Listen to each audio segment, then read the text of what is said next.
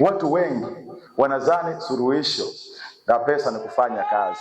Ni kweli inabidi tufanye kazi, si ndio? Lakini unaweza kufanya kazi alafu tusione matokeo ya pesa yako. Kusudi la kufanya kazi libadilishe maisha, lakini kama kazi haibadilishi maisha inakuwa ni kazi. Unaweza kufanya kazi kwa bidii, lakini bila ufunuo utakuwa katika mwelekeo usio sahihi. Umeona vitu viwili? Unaweza ukafanya kazi kwa bidii, lakini katika mwelekeo usio, hauwezi ukafanikiwa. Ndio maana tukamwomba Mungu atupe nguvu ya nini? Ya ufunuo. Pasipo maono mtu hawezi kujizuia. Maana yake usipokuwa na maono, usipokuwa na revelation na ufunuo, unafanya vitu bila mipaka, ovyo ovyo, havina mpangilio.